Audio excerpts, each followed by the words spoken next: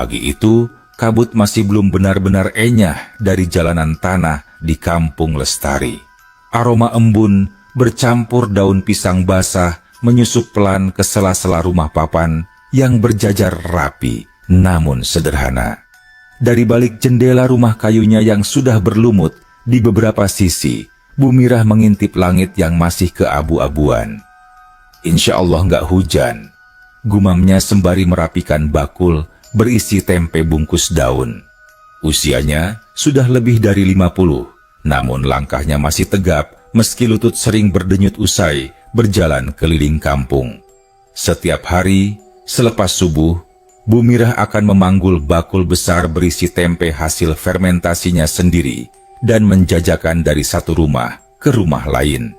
Pendapatannya tak seberapa, tapi cukup untuk membeli beras, sedikit sayur, dan membayar listrik bulan-bulan ini. Sejak suaminya wafat 10 tahun silam karena jatuh dari pohon kelapa, Bu Mirah hidup sendiri. Anak semata wayangnya, Arman, sudah lama kerja di Cikarang dan jarang pulang. Hanya sesekali kiriman uang datang, itu pun tak menentu waktunya. Hari itu, selepas mengantarkan tempe ke rumah Bu Sari, Pak Somad, dan warung Mak Tiwi, Bu Mirah pulang ke rumah dengan niat hendak mengambil beberapa daun pisang di kebun belakang. Esoknya, ada pesanan tempe bungkus untuk hajatan Pak RT, dan ia harus menyiapkan daun pembungkus sejak sore. Kebun di belakang rumahnya cukup luas. Ada pohon pisang, singkong, dan pohon nangka. Di ujungnya, semacam jalan setapak kecil yang sudah mulai tertutup ilalang, mengarah ke hutan kecil yang sudah jarang dijamah orang. Orang-orang bilang, dulu di sana tempat bermain anak-anak kampung. Tapi sekarang sepi, entah kenapa. Bu Mirah membawa sabit kecil dan anyaman bambu tempat daun. Ia berjalan perlahan, sesekali membetulkan kain sarung batiknya yang terinjak. Saat sedang membungkuk memotong daun pisang yang lebar, ia mendengar suara gesekan semak di arah ujung kebun. "Siapa itu?" tanyanya sambil menoleh. Tak ada jawaban. Ia berdiri, matanya menyapu sekitar. Biasanya, suara seperti itu dari biawak kecil atau ayam tetangga yang lepas. Tapi kali ini, ia melihat sesuatu yang membuatnya mematung. Seorang anak laki-laki berdiri di balik pohon pisang, kira-kira usia 7 atau 8 tahun. Tubuhnya kurus, rambut ikalnya menutupi sebagian wajah. Ia mengenakan baju lusuh, tapi rapi, semacam kemeja putih panjang dengan celana pendek. Matanya menatap tajam ke arah Bu Mirah, namun bukan dengan tatapan marah atau takut. Lebih seperti kosong. Kamu anak siapa?" tanya Bu Mirah melangkah pelan. Anak itu tidak menjawab. Ia hanya menggeleng pelan dan menunduk. Bu Mirah mendekat, berjongkok di depannya. "Kamu nyasar ya? Rumahmu di mana? Di kampung sini bukan?" Anak itu menggeleng lagi. Perlahan, ia berkata, Saya nggak tahu. Tadi jalan, terus nggak bisa pulang." Suara anak itu halus, datar, nyaris tanpa tekanan emosi. Bu Mirah memandangi wajahnya yang bersih. Tak ada luka, tak tampak seperti anak yang terjatuh atau melarikan diri. Tapi jelas dia sendirian. "Namamu siapa, Nak?" Anak itu terdiam sejenak. Lalu lirih, ia menjawab, "Janu." "Janu?" Bu Mirah mengangguk pelan. "Ya sudah, Janu ikut ibu dulu ya. Kamu pasti lapar. Nanti kita cari tahu rumahmu di mana." Janu mengangguk pelan. Ia menggenggam ujung sarung Bu Mirah saat mereka berjalan kembali ke rumah. Sepanjang jalan, Bu Mirah mencoba mengingat-ingat. Apakah ada keluarga baru di kampung? Atau mungkin anak salah satu pedagang pasar yang tersesat? Tapi dari tampilan dan wajah anak itu, sepertinya bukan orang sini. Dan tak ada kabar dari RT atau warga soal anak hilang. Kampung Lestari termasuk kecil, kabar apapun pasti cepat menyebar. Sampai rumah, Bu Mirah menyiapkan teh manis dan sepotong singkong goreng. Janu duduk diam di tikar, memegang gelas dengan hati-hati, seperti tak biasa menyentuh benda panas. Setelah makan, anak itu duduk tenang, matanya menyapu isi rumah. Bu Mirah, rak piring kayu, kursi reot di pojok, foto suaminya di dinding, dan perabot seadanya. Kamu sebenarnya tinggal di mana? Tahu nggak arah jalan pulangnya? Tanya Bu Mirah lembut. Janu mengangkat bahu. Nggak tahu. Kadang ingat, kadang enggak. Bu Mirah merasa iba. Naluri keibuannya menuntunnya untuk tidak membiarkan anak ini kembali ke kebun atau jalanan. Ia memutuskan untuk membiarkan Janu tinggal untuk sementara waktu, sambil mencari tahu siapa orang tuanya atau dari mana asalnya. Sore itu, ia pergi ke rumah Pak RT untuk bertanya apakah ada laporan anak hilang. Tapi tidak ada satupun warga yang merasa kehilangan anak atau bahkan mengenal anak bernama Janu. Bu Mirah ketemu anak di kebun? Hah? Di belakang rumah ibu. Di situ kan gak ada jalan, ujar Pak RT, kening berkerut. Iya, itu yang saya heran, Pak. Tapi anaknya sopan, pendiam. Saya gak tega kalau disuruh pergi begitu aja, kata Bu Mirah sambil menggenggam tangan sendiri. Pak RT hanya mengangguk. Ya sudahlah, biar ibu rawat dulu. Siapa tahu ada yang cari nanti. Malamnya, saat Bu Mirah membentangkan tikar untuk Janu tidur di ruang depan, ia memperhatikan sesuatu yang aneh. Anak itu tidur sangat tenang, bahkan terlalu tenang. Nafasnya pelan, nyaris tak terdengar. Dan yang paling aneh, tubuhnya tidak dingin oleh udara malam, meski ia hanya memakai kain tipis. Bu Mirah menggeleng, mencoba mengabaikan perasaan ganjil itu. Ia pikir mungkin hanya efek lelah, tapi di sudut hati kecilnya ada tanya yang tak bisa ia jawab. Siapa sebenarnya anak itu? Dan kenapa ia bisa muncul dari balik kebun yang jarang dijamah? Sudah 5 hari sejak Bu Mirah menemukan Janu di kebun belakang rumahnya. Tidak ada tanda-tanda keluarga yang mencari, tidak ada kabar dari RT, dan yang paling aneh, tidak ada satupun warga kampung Lestari yang pernah melihat wajah anak itu sebelumnya. Janu tidak banyak bicara, tapi sopan. Ia rajin membantu Bu Mirah, menimba air, menyapu halaman, bahkan kadang ikut mengelap bakul tempe sebelum Bu Mirah berangkat keliling. Tapi ada hal-hal kecil yang kadang membuat Bu Mirah merinding. Anak itu tidak pernah sakit, tidak pernah mengeluh lapar, dan tidak pernah buang air. Awalnya Bu Mirah pikir mungkin ia terlalu sibuk sehingga tidak memperhatikan. Tapi setelah beberapa hari, ia mulai sadar Janu tak pernah minta ke kamar mandi. Dan yang paling membuatnya heran, setiap kali makan, makanan yang disiapkan Bu Mirah tetap utuh di piring meskipun ia melihat langsung anak itu memakannya. Tapi Bu Mirah bukan orang yang gampang panik. Ia bukan jenis orang yang mudah percaya hal-hal aneh.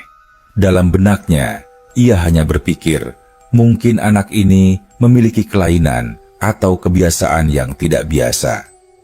Janu, kamu sekolah nggak sebelumnya? Tanya Bu Mirah suatu sore saat mereka duduk di depan rumah menjemur daun pisang. Janu menggeleng pelan. Enggak pernah, tapi bisa baca. Kamu diajarin siapa? Janu menatap langit sejenak, lalu menjawab pelan, sama orang di tempat lama. Tempat lama? Tempat yang gelap, tapi banyak cahaya juga. Kadang ada suara gamelan. Bu Mirah merinding, bukan karena jawabannya yang janggal, tapi karena nada bicaranya yang datar, seolah itu hal biasa. Ia menatap anak itu dengan tatapan prihatin. Bisa jadi Janu adalah korban dari sesuatu yang tak ia pahami. Tapi selama anak itu tak membuat masalah, ia akan tetap merawatnya. Lagi pula, sejak kehadiran Janu, entah mengapa, hidup Bu Mirah terasa lebih ringan. Tempenya laku keras beberapa minggu terakhir. Bahkan Mak Tiwi bilang, "Bu Mirah, sekarang bikin tempe kayak beda aja rasanya. Empuk, gurih, orang-orang pada nanyain." Bu Mirah hanya tersenyum saat itu, meski dalam hati ia heran. Resep tempenya sama saja dengan yang dulu, tapi pesanan kini semakin banyak. Bahkan, ia mulai ditawari oleh orang pasar dari kampung sebelah untuk menyuplai tempe tiap 2 hari. Pagi itu, ketika Bu Mirah bangun dan hendak keluar menjemur kedelai, ia dikejutkan oleh pemandangan di dapur. Janu sudah berdiri di depan kukusan. Tangan kecilnya menyiapkan kedelai rebus seperti tahu. Apa yang harus dilakukan? Kamu ngapain, Nak? Ini panas, kata Bu Mirah setengah panik. Tapi Janu hanya menoleh dan tersenyum. Nggak apa-apa, nggak panas, Bu. Bu Mirah terdiam. Wajah anak itu berseri-seri dalam cahaya pagi yang menyelinap lewat celah dinding papan. Tangannya bergerak pelan mengaduk-aduk kedelai dengan cara yang persis seperti Bu Mirah lakukan setiap hari, bahkan lebih rapi. "Kamu pernah bikin tempe sebelumnya?" tanya Bu Mirah sambil mendekat. "Enggak pernah, tapi kayaknya ingat." Jawaban itu menggema lama di kepala Bu Mirah. Kayaknya ingat. Seolah anak itu membawa ingatan dari tempat yang bukan di sini, bukan dunia yang sama. Tapi lagi-lagi, ia tak mau terlalu jauh berpikir. Sejak hari itu, Janu selalu ikut dalam proses pembuatan tempe. Ajaibnya, fermentasi yang biasanya butuh waktu 2 hari, kini bisa matang hanya dalam sehari semalam. Tempenya tetap padat, putih bersih, dan harum. Kadang, saat malam tiba, Bu Mirah mendengar Janu duduk sendiri di belakang rumah, di dekat pohon pisang tidak jauh dari tempat ia ditemukan. Suaranya pelan, seolah bicara pada seseorang yang tak terlihat. "Aku baik-baik aja di sini. Ibu Mirah baik. Nanti, kalau waktunya, aku balik." Bu Mirah pernah mencoba menguping, tapi tiap kali ia mendekat, suara itu menghilang. Saat ditanya esok harinya, Janu hanya menjawab, "Ngobrol sama angin." Hari-hari bergulir. Bu Mirah semakin menyayangi Janu. Ia bahkan merasa seperti diberi kesempatan untuk menjadi seorang ibu lagi, setelah bertahun-tahun ditinggal Arman. Tapi, di dalam hatinya, ia mulai menyadari satu hal. Janu bukan anak biasa. Suatu malam, Bu Mirah bermimpi. Ia berada di kebun belakang, tapi pohon-pohonnya bersinar samar, seolah menyimpan cahaya dari dalam. Di tengah kebun, berdiri 3 sosok berpakaian putih bersih. Wajah mereka kabur, tapi sorot mata mereka penuh kasih. Salah satu dari mereka berbicara, namun suaranya bergema langsung di dalam kepala. "Terima kasih telah menjaga anak kami. Ia belum waktunya kembali, meskipun dunia ini terlalu kasar untuknya sendirian." Bu Mirah terbangun dengan peluh dingin membasahi leher. Ia menatap Janu yang tidur di atas tikar, napasnya tenang, wajahnya damai. Dan entah kenapa, malam itu ia menangis. Bukan karena takut, tapi karena sadar, cepat atau lambat, ia akan kehilangan anak ini juga. Tapi belum sekarang. Musim hujan mulai datang di kampung Lestari. Langit lebih sering kelabu, dan angin sore terasa lebih menusuk. Bu Mirah tetap berkeliling menjajakan tempe, meskipun jalan tanah becek dan genangan air makin menyulitkan langkahnya. Untungnya, tempenya selalu habis, bahkan sebelum ia sempat menyelesaikan rute harian. Namun, bersamaan dengan itu, mulai muncul hal-hal ganjil di sekelilingnya. Tak besar, tapi cukup untuk membuat bulu kuduk meremang. Suatu pagi, ketika Bu Mirah membuka pintu dapur, ia mendapati tapak kaki kecil yang basah, meninggalkan jejak dari kebun ke arah tempat kukusan kedelai. Masalahnya, malam itu tidak hujan, dan Janu tidur di ruang depan bersama Bu Mirah. "Janu, kamu keluar malam-malam?" tanya Bu Mirah saat sarapan. Janu hanya menggeleng, wajahnya polos. "Enggak, Bu, aku tidur aja kok." Bu Mirah menelan ludah. Ia mencoba mengabaikan kejadian itu. Tapi 2 malam berikutnya, ia kembali mendengar suara-suara halus dari belakang rumah.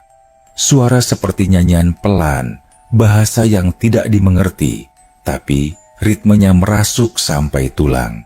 Ia sempat menyangka suara itu datang dari radio tetangga. Tapi saat ia menengok keluar, lewat celah dinding, halaman belakang, rumah kosong. Sunyi, hanya daun pisang yang bergetar pelan, meskipun tidak ada angin. Keesokan harinya, ia menceritakan semua itu pada Mak Tiwi, tetangganya yang paling ia percaya. "Jangan-jangan, Bu, anak itu bukan dari dunia kita," kata Mak Tiwi pelan, sambil mengelus bahunya. Bu Mirah tertawa kecil, berusaha menepis kekhawatiran. "Masa sih, Mak? Dia anak baik kok. Enggak nakal, malah bantuin aku tiap hari. Tapi dari awal dia muncul aja sudah aneh, Bu. Tiba-tiba ada di kebun, enggak ada yang kenal, enggak ada yang cari." Bu Mirah terdiam. Dalam hatinya, ia tak bisa menyangkal. Namun, rasa sayangnya pada Janu tumbuh setiap hari. Anak itu cerdas. Kadang ia bisa menjawab hal-hal yang Bu Mirah sendiri tak mengerti. Seperti waktu mereka melihat sekumpulan burung gagak melintasi langit sore. "Itu pertanda hujan besar," kata Janu tiba-tiba. "Dan nanti malam akan ada sesuatu lewat di depan rumah." Dan benar saja. Tengah malamnya, Bu Mirah terbangun karena mendengar suara derap langkah kaki banyak orang melewati jalan depan rumahnya. Tapi ketika ia mengintip, jalan itu kosong. Tak ada siapa-siapa. Tapi suara langkah itu terus terdengar, berjalan pelan, seolah sebuah rombongan lewat tanpa wujud. Setelah kejadian itu, Bu Mirah mulai memperhatikan bahwa Janu kerap melamun di sore hari. Pandangannya menerawang ke arah kebun, kadang dengan ekspresi sendu yang sulit dijelaskan. "Janu, apa kamu nggak pengen pulang?" Janu menoleh pelan. "Iya, tapi aku senang di sini." "Kenapa kamu dulu bisa pergi dari rumah?" Anak itu terdiam cukup lama sebelum menjawab. "Aku tersesat. Mereka nggak tahu aku hilang. Tapi sekarang sudah tahu." Bu Mirah merasa tengkuknya dingin. "Mereka siapa, Nak?" Janu memandang ke pohon pisang yang rindang di ujung kebun. "Mereka yang tinggal di balik itu semua. Mereka baik, Bu. Cuma nggak semua orang bisa lihat." Diam-diam, Bu Mirah mulai mencari tahu tentang makhluk-makhluk yang disebut dalam cerita-cerita lama. Ia teringat kisah orang tua dulu tentang anak bunian, makhluk halus yang menyerupai manusia, hidup berdampingan di alam yang berbeda, tersembunyi dari mata biasa. Beberapa cerita bilang mereka bisa tersesat ke dunia manusia dan hanya bisa kembali jika dijemput. Semakin banyak ia mengingat, semakin masuk akal semuanya. Suatu malam, ketika lampu minyak mulai redup, Bu Mirah mendengar pintu belakang terbuka dengan sendirinya. Ia menyusul ke dapur dan melihat Janu berdiri di ambang pintu, menatap langit. "Ada yang datang," gumamnya pelan. "Siapa, Nak?" Janu tidak menjawab. ia melangkah pelan ke halaman belakang. Bu Mirah mengikutinya, meski jantungnya berdetak tak karuan. Di bawah pohon pisang, samar-samar ia melihat cahaya keemasan yang menyusup dari sela-sela daun. Tapi hanya sebentar. Cahaya itu lenyap dan Janu kembali berjalan ke dalam rumah, seolah tak terjadi apa-apa. "Mereka sudah tahu aku di sini," katanya sebelum tidur. Tapi mereka nggak marah. Malam itu Bu Mirah tidak bisa tidur. Ia duduk di samping tikar, menatap anak itu lelap. Di hatinya bercampur rasa cemas, sayang, dan takut kehilangan. Pagi harinya, hal yang lebih aneh terjadi lagi. Di halaman rumah, tiba-tiba tumbuh pohon pisang baru yang tak pernah ditanam. Pohon itu tinggi, segar, dan entah mengapa menghadap ke arah yang berbeda dari semua pohon lainnya. Daunnya melambai-lambai seperti melambai padanya. Dan di batang pohonnya terdapat goresan halus berbentuk lingkaran, seolah sebuah lambang atau pintu kecil menuju sesuatu yang tak kasat mata. Bu Mirah menatap lama, dan dalam hatinya ia tahu sesuatu sedang bersiap untuk datang. Waktunya hampir tiba. Hari-hari berjalan seperti biasa di Kampung Lestari, namun bagi Bu Mirah, waktu seolah berdetak lebih berat. Ada sesuatu yang menggantung di udara. Suatu firasat yang tak bisa ia ungkapkan dengan kata-kata. Sejak munculnya pohon pisang misterius di belakang rumah, perasaan itu makin kuat. Daun-daunnya terus melambai, bahkan saat tak ada angin. Malam-malam terasa lebih sunyi dari biasanya, dan suara jangkrik pun seperti berhenti tiba-tiba ketika Bu Mirah melangkah keluar. Janu tetap seperti biasa. Anak baik, penurut, suka membantu. Tapi sorot matanya semakin sering kosong. Pandangannya kadang tertuju lama ke arah hutan kecil di balik kebun. Kadang ia berbicara sendiri pelan atau tertawa ringan kepada sesuatu yang tak terlihat oleh Bu Mirah. Malam itu, setelah Bu Mirah selesai mengukus kedelai, ia duduk di serambi rumah sambil menyeruput teh panas. Janu duduk di sampingnya, diam saja. "Mau tidur, Nak?" tanya Bu Mirah sambil mengelus rambutnya. Janu tidak langsung menjawab. Ia menatap langit. Langit malam tampak aneh, tidak hitam pekat seperti biasa. Ada semburat biru kehijauan, samar seperti pantulan cahaya dari dunia lain. "Aku nggak tidur malam ini, Bu," katanya lirih. "Mereka datang." Bu Mirah mengerutkan dahi. "Siapa lagi yang kamu maksud?" "Mereka yang dulu kehilangan aku. Mereka udah nunggu lama." "Janu, kamu mau pergi?" Anak itu menoleh. Matanya mulai berkaca-kaca, tapi ia tersenyum. "Aku harus pulang, Bu, tapi aku nggak akan lupa sama Ibu. Sumpah, aku nggak akan pernah lupa." Seketika, dada Bu Mirah seperti diremas. Selama setahun, anak ini telah menjadi bagian hidupnya.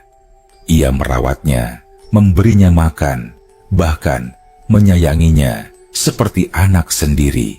Tapi kini, ia harus rela. Malam itu, sekitar pukul 2 dini hari, suara lembut seperti alunan seruling terdengar dari arah kebun. Bukan seperti seruling manusia, nadanya aneh dan dalam, seperti menggema dari jauh, namun terasa dekat di telinga. Janu berdiri dari tikarnya. Ia berpaling ke arah Bu Mirah yang masih duduk di ujung ruang tengah. Wajahnya penuh kesedihan. "Bu, kalau nanti aku nggak bisa balik, Ibu jaga diri ya." Bu Mirah mencoba tersenyum, meski air matanya mulai jatuh. "Ibu akan baik-baik saja. Kamu juga jaga diri di sana ya." Janu mengangguk pelan. Ia kemudian melangkah pelan ke arah dapur, lalu keluar ke halaman belakang. Langit berubah. Cahaya hijau kebiruan menyebar dari arah pohon pisang misterius. Daun-daunnya bergoyang pelan dan udara beraroma harum seperti bunga yang belum pernah dikenal Bu Mirah. Dengan langkah pelan, Bu Mirah mengikuti dari belakang. Ia melihat Janu berdiri tepat di depan pohon itu. Anak itu tidak bergerak, hanya menatap batang pohon yang kini tampak berpendar dengan lembut. Lalu, dari balik semak, 3 sosok muncul. Mereka tinggi, berkulit pucat keperakan, dengan mata yang sangat gelap namun tidak menyeramkan. Wajah mereka damai, tak tampak dendam atau niat jahat. Pakaian mereka panjang, mengalir, menyatu dengan udara malam.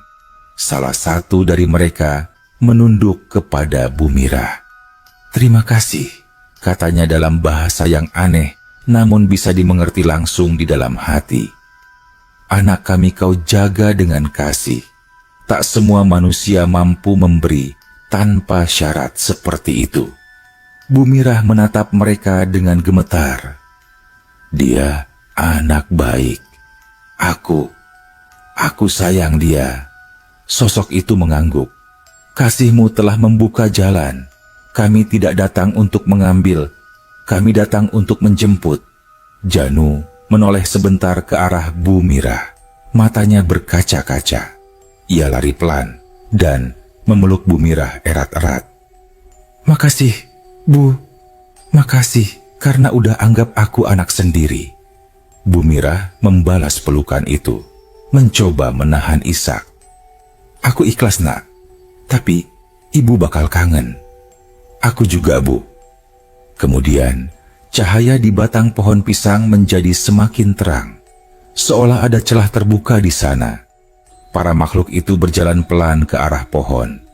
Janu menoleh terakhir kali, lalu menggenggam tangan Bu Mirah sebentar, dan perlahan mengikuti mereka masuk ke dalam cahaya.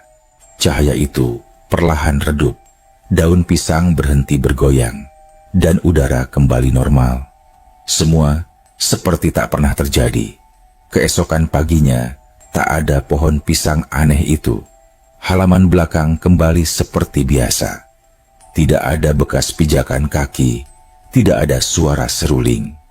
Hanya angin pagi dan aroma tempe yang masih tersisa dari dapur. Namun, di tempat di mana pohon itu pernah berdiri, terdapat sebuah bungkusan kain putih yang tampak bersih dan baru. Bu Mirah membuka kain itu perlahan. Di dalamnya, terdapat batu giok hijau berukuran besar, berkilau alami meskipun tak terkena cahaya. Selain itu, ada sebuah kepingan emas tipis dengan ukiran halus berbentuk pohon dan simbol-simbol aneh. Ia tidak tahu benda itu apa, tapi dalam hatinya ia tahu ini bukan benda biasa. Dan entah kenapa, ia merasa seperti mendapat bekal yang sangat cukup untuk sisa hidupnya. Beberapa minggu setelah kejadian itu, hidup Bu Mirah berubah. Seorang pembeli tempe yang ternyata kolektor barang antik tertarik pada kepingan emas itu. Setelah memeriksanya, ia menawar dengan harga yang membuat Bu Mirah hampir pingsan. Tanpa diminta, rejeki datang. Usaha tempenya membesar, bahkan ada yang membantu memasarkannya ke kota. Rumahnya diperbaiki, dapurnya diperluas. Tapi Bu Mirah tetap sama. Ia tak meninggalkan kebiasaannya. Ia tetap bangun pagi, tetap membuat tempe, tetap ramah pada tetangga. Dan tiap malam, ia duduk sebentar di serambi, menatap ke arah belakang rumah. Kadang ia tersenyum sendiri. "Sampai jumpa lagi, Nak." Sejak kepergian Janu, suasana rumah Bu Mirah tak lagi sama. Bukan kosong, bukan pula sepi, tapi seperti telah ditinggalkan oleh sesuatu yang sangat berharga. Hati Bu Mirah masih penuh kenangan. Tawa kecil Janu di pagi hari saat membantu membungkus tempe. Cara dia mengucap, "Bu, aku bantu ya." Saat matahari baru saja terbit, atau bahkan celotehnya saat makan malam yang kadang sulit dimengerti. Namun, di balik kerinduan itu, ada ketenangan yang dalam. Perasaan bahwa ia telah melakukan sesuatu yang benar. Ia tidak merasa kehilangan, lebih kepada merasa diberi kehormatan. Hari-hari berlalu, dan berita tentang keberuntungan Bu Mirah cepat menyebar ke penjuru kampung Lestari.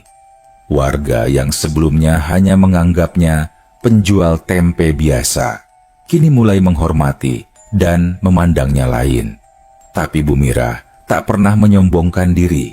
Ia tetap tinggal di rumah sederhananya, hanya sedikit direnovasi agar dapur dan ruang tamu lebih lega.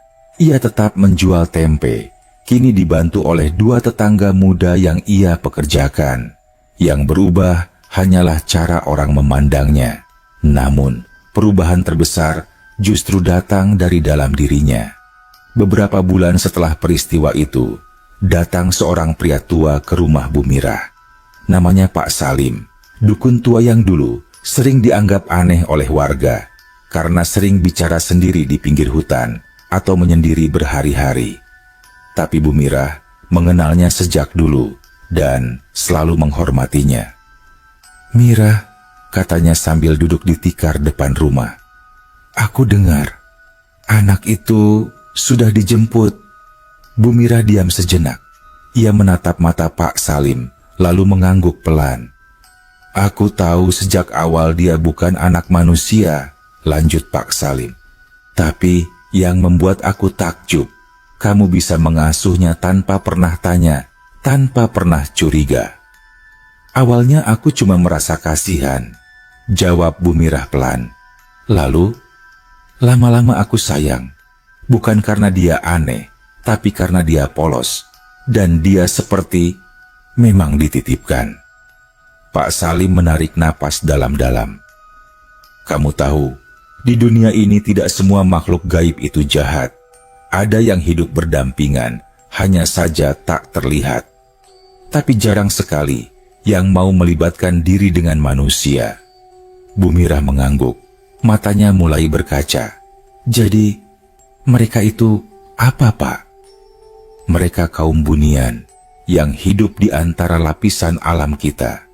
Kalau kamu bisa melihat mereka, itu berarti kamu sudah dianggap layak. Tapi mereka jarang mau menunjukkan diri. Kalau mereka datang kepadamu, itu karena mereka percaya."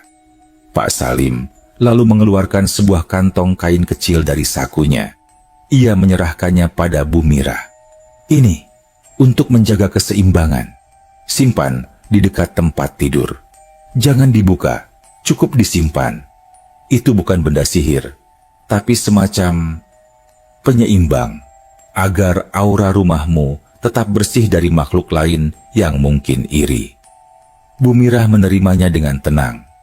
"Terima kasih, Pak.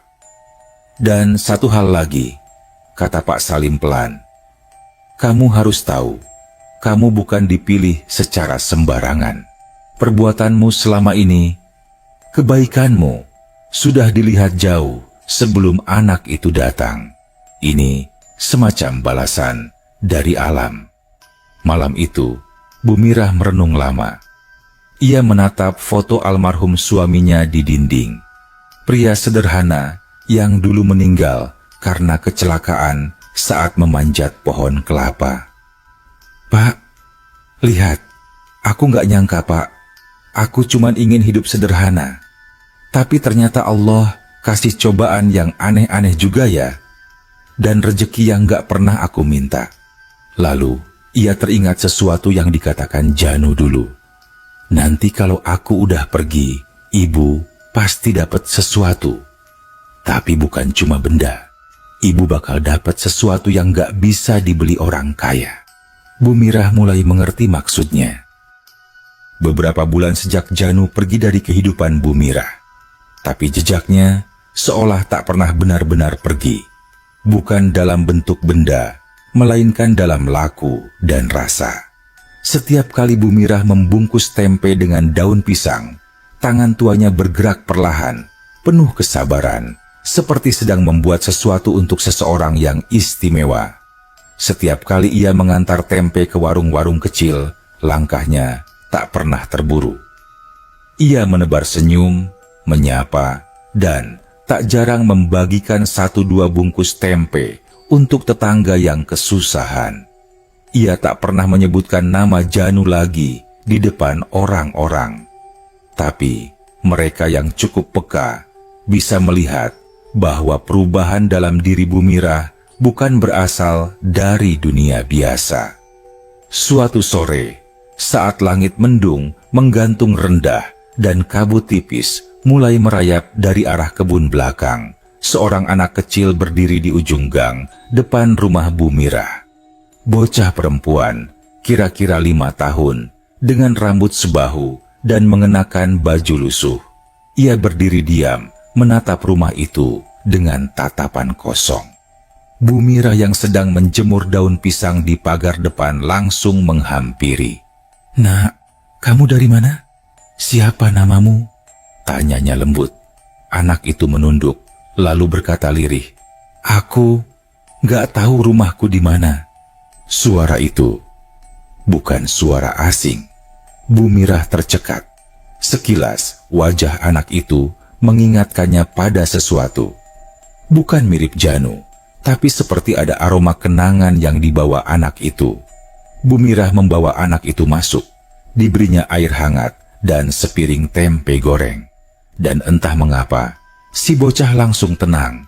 Ia tidak menangis, tidak rewel, hanya duduk diam, seperti sedang pulang ke tempat yang ia kenal.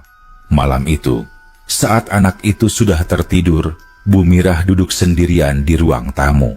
Lampu temaram menyinari dinding bambu yang sederhana namun hangat. Ia menatap jendela yang mengarah ke kebun belakang. Dan seperti sebuah mimpi, angin datang dari arah sana. Hembusan pelan membawa harum bunga kenanga yang khas. Lalu terdengar suara pelan, sangat pelan, seperti bisikan dalam batin.